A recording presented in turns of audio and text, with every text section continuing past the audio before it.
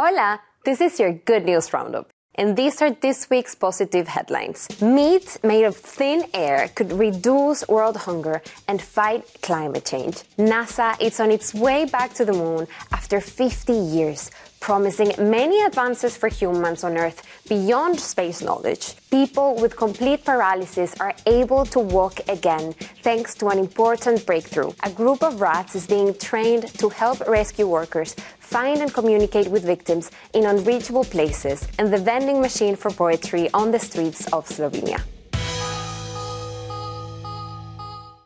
By 2050, the number of people living on the planet is expected to reach 10 billion people. This is likely to bring a 70% increase in the demand for food production. That's a heavy demand for planet Earth. But some people are working on sustainable alternatives to feed the growing population. One of these alternatives is a protein made out of thin air. It all started in the 1970s when NASA scientists tried to figure out how to feed their astronauts during long space missions by transforming elements in the air into protein. This process was archived for a few decades. But then, Dr. Lisa Dyson and Dr. John Reed took it down from the shelf and combined the ideas with modern food-making technology to create an easily sustainable meat alternative. We invented an entirely new process. We're making meat from air. And we're focused on giving consumers a meat alternative that does not require a compromise between taste, nutrition, and climate threat.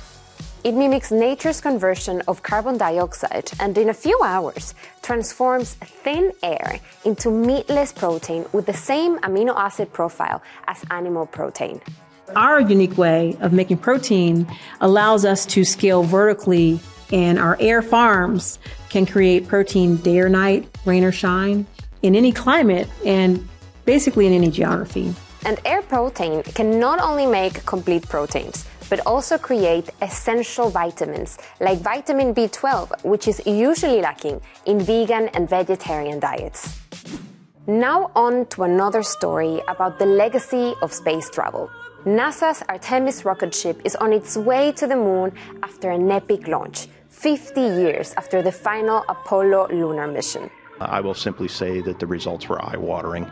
The rocket performed and/or exceeded expectations. Artemis' goal, as you may have heard, is to take astronauts to the lunar surface before the end of the decade and establish a sustainable base there for the future human exploration of Mars. Why is it good news that we're going back to the moon? We spoke with Dr. Farhan Asrar about it from the University of Toronto. Just to give a bit of a background, I'm also a physician. My day job is actually a full-time medical doctor, and I'm also a global faculty member with the International Space University. Why, in your view, is it good news that we're going back to the moon? So we are already using space-based technology in our everyday lives, and we might just not even realize it. One example that I always give is even the infrared thermometers. The origins of modern telemedicine came from these space organizations and space agencies while they were taking care of astronauts during their space missions. Even whenever we've been talking about climate change, the effects of climate change, every example that they give, the before and after, they're basically using satellite technology. Walking involves a sophisticated communication system in which your brains send commands to the lumbar spinal cord, where the neurons that orchestrate walking live.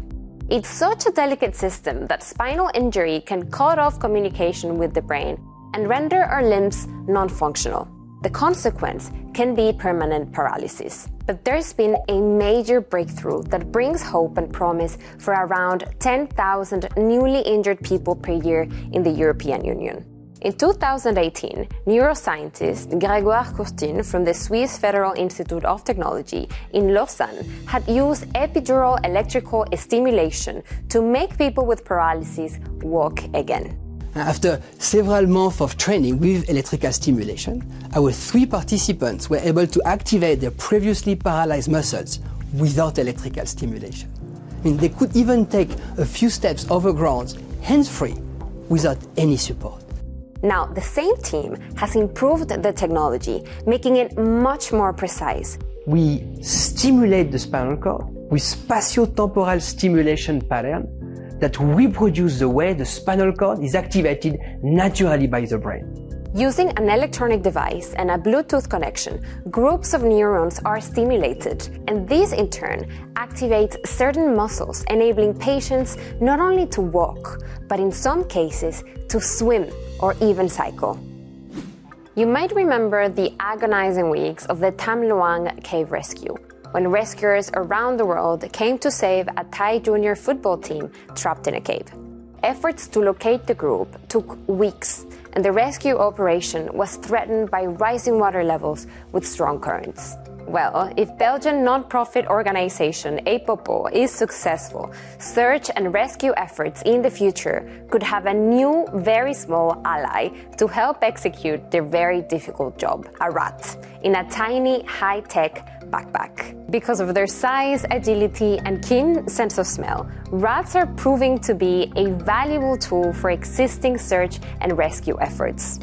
Apopo trains rats, which they call hero rats, and dogs to sniff out landmines and detect outbreaks of tuberculosis. And now the rats are being trained to locate humans in mock-up of disaster zones. Once trained, they're fitted with a technology-enabled backpack to enable real-time wireless audio-visual communication to the outside. In Ljubljana, you can get a poem as easily as you can get a cup of coffee. The new poetry machine, known locally as the Poemomat, will print out any poem you want for €1. And it can also read it to you with a computer-generated voice.